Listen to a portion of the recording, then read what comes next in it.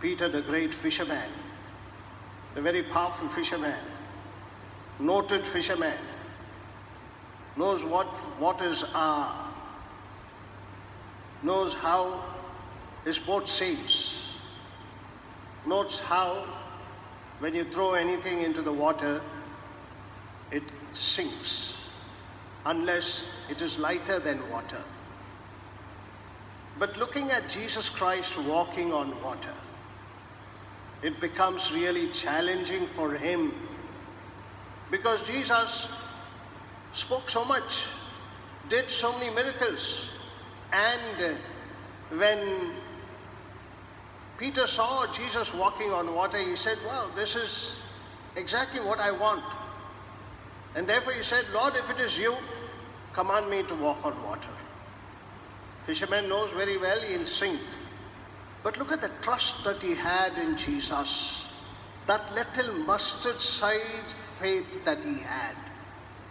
He did walk on water.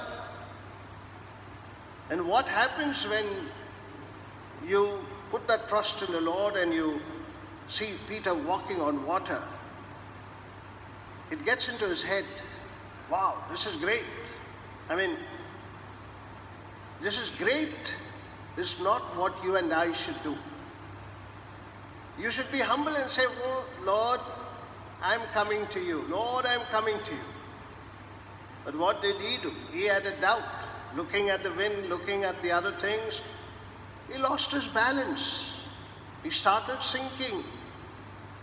And therefore you find he screams and says, "Lord, save me." And the Lord reaches out and pulls him out, saves him. So also in our lives, my dear friends, we see that God comes to our aid when we are already focused in Him. But when some tribulations or something happens to us, we lose focus in God and then we start sinking. Even when you're sinking, you should call upon the Lord and say, "Lord, save me," and He is there to reach out His hand. He stretches out His hand to help you and lift you up. Even if His right hand is busy doing something else, He'll pull out you with His left hand. That is our God. It quite happens when we learn to trust in God and then we lose the focus on God, and thereby what happens is we lose our balance as well. A man who was caught up in the floods, and then when the floods started rising, it came to the first floor. He went up to the rooftop, and there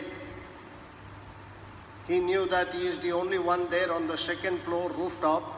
And then calling upon God, "God, please help me. You are the only one. I have to be saved." By then a boat or army boat comes there to save him. And he said, no, God is there to help me. The army boat went away. The second time, the chopper came.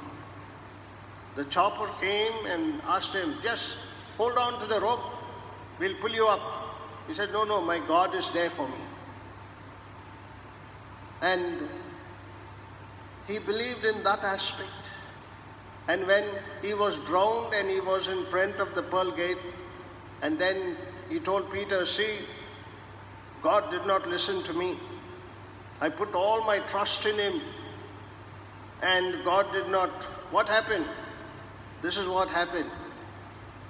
God sent you two support.